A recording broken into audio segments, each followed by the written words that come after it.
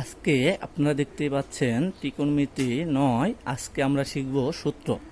Theta কোণের যে ৬টি ত্রিকোণমিতিক অনুপাত আছে আজকে আমরা সেইগুলা শিখব। তো প্রথমে আসি, আপনারা যে জায়গায় দেখতে পাচ্ছেন থিটা কোণের যে ৬টি ত্রিকোণমিতিক অনুপাত সেগুলো আজকে আমরা সুন্দর ডিটেলস সহ শিখব। প্রথমে আসি সাইন থিটা। এই সাইন থিটা এটা কিভাবে আমরা এই অনুপাতগুলো লিখব তার আগে আমরা এই জায়গায় একটু বেসিকটা ক্লিয়ার করি। তো সাগরে লবণ আছে, এটা দিয়ে আমরা এই অনুপাতগুলা মনে রাখব। তো সাগরে মানে হলো সাইন থিটা, আর লবণ মানে প্রথম অক্ষর ল আছে, এর জন্য হবে লম্ব। আর আছে, এই আছে, এই থেকে আমরা করব অতিভুজ।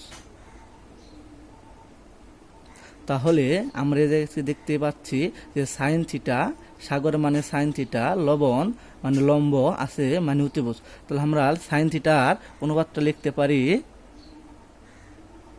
লম্ব ভাই অতিভুজ। আচ্ছা, আশা করি আপনারা এই পর্যন্ত বুঝতে পারছেন। এরপর আমরা যাব কস থিটা।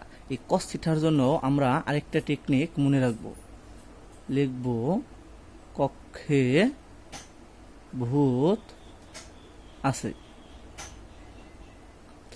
কক্ষে মানে হলো কস থিটা, আর ভূত মানে ভূমি, আর আছে মানে হলো অতিভুজ। তাহলে আমরা লিখতে পারি কস থিটা সমান ভূমি বাই অতিভুজ। তাহলে এই জায়গায় লিখে ফেলি ভূমি বাই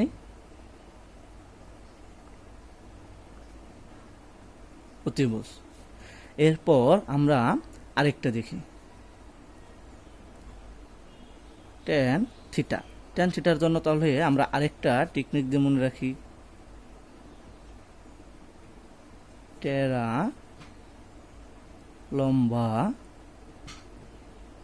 ভূত। টেরা মানে হলো ট্যান থিটা, আর লম্বা ল, তার জন্য লম্ব, আর ভূত মানে মানে ভূমি।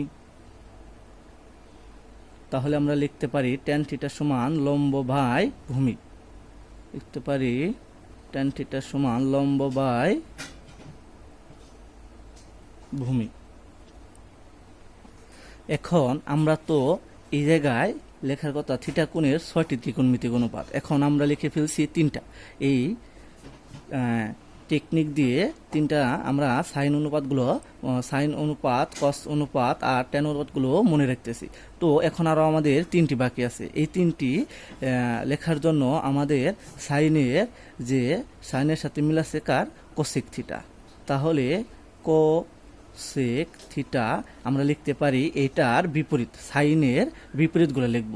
সাইন থিটা যেহেতু লম্ব বাই অতিভুজ, তাহলে কোসেক থিটা হবে অতিভুজ বাই লম্ব, মানে অতিভুজ যাবে উপরে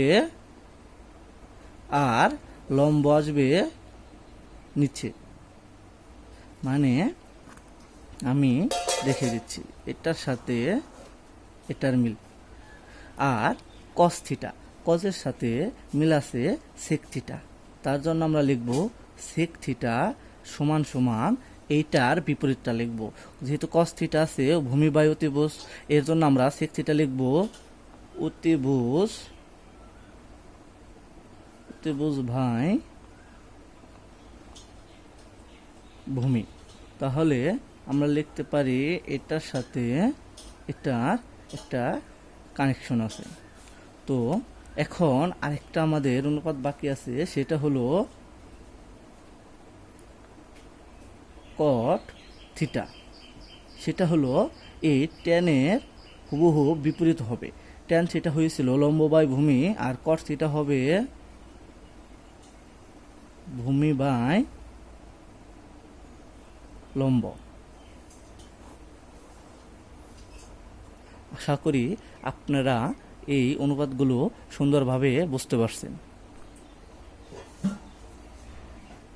এখন আমরা আরো কয়েকটি সূত্র দেখব, যেমন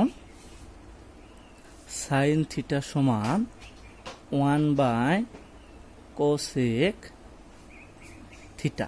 এখন আমরা একটু আগে পড়ে আসলাম সাইন থিটার আমাদের সাথে মিলাছে কোসেক থিটা, যেহেতু এই জায়গায় সাইন থিটা ইকুয়াল 1/কোসেক থিটা হয়েছে, তাহলে আমরা লিখতে পারি যে আবার কোসেক থিটা সমান লিখতে পারি 1/সাইন থিটা। এখন আমরা আরো যে সূত্রগুলো আছে সেগুলো দেখি। এখন আমরা লিখতে পারি কস থিটা ইকুয়াল, যেহেতু কজের সাথে মিল আছে সেকের, এর জন্য আমরা লিখতে পারি কস থিটা ইকুয়াল 1/সেক থিটা। আর সেক থিটা সমান আমরা লিখতে পারি 1/কস থিটা। এটার সাথে এটা, যেহেতু কস থিটা ইকুয়াল 1/সেক থিটা, আর আমরা লিখতে পারি তাহলে সেক থিটা ইকুয়াল 1/কস থিটা। এখন আমরা আরো দুটি আছে সেগুলো লিখে ফেলি। টেন থিটা ইকুয়াল 1/কট থিটা, আর কট থিটা ইকুয়াল লিখতে পারি 1/টেন থিটা। এইগুলা আপনারা আশা করি বুঝতে পারছেন। এখন এর সাথে আরো দুটি মেইন খুবই গুরুত্বপূর্ণ, সেগুলা আমি এই পাশে লিখে দিচ্ছি। Tan theta equal sine theta by cos theta. আর একটা সূত্র হলো cot theta equal cos theta by sine theta. মানে আপনি যদি tan theta equal sine theta by cos theta এটা যদি ভালোভাবে মনে রাখতে পারেন, তাহলে এটার শুধু এটা আমরা উল্টোটা করে দিলেই হয়ে যাবে। কস থিটা ইকুয়াল শুধু কস থিটাটা এটা নিচে ছিল, এটা আমাদের উপরে বসাইছি, আর সাইন থিটাটা উপরে ছিল, এটা আমরা এই জায়গায় নিচে বসাই দিছি। আশা করি আপনারা বুঝতে পারছেন। এরপর ত্রিকোণমিতির যে গুরুত্বপূর্ণ সূত্রগুলো রয়েছে সেগুলো আমরা এখন দেখব। সেগুলো হলো number sine square theta plus cos square theta equal 1। এটা প্রত্যেকটা অঙ্কের মধ্যে এই সূত্রটা আমাদের লাগে। তো এর থেকে আমরা আরো দুটি সূত্র বের করব। সেটা হলো, এখন আমরা এই সাইন স্কোয়ার থিটার সূত্রটা বের করব। তো লিখতে পারি এইটার থেকে সাইন স্কোয়ার থিটা ইকুয়াল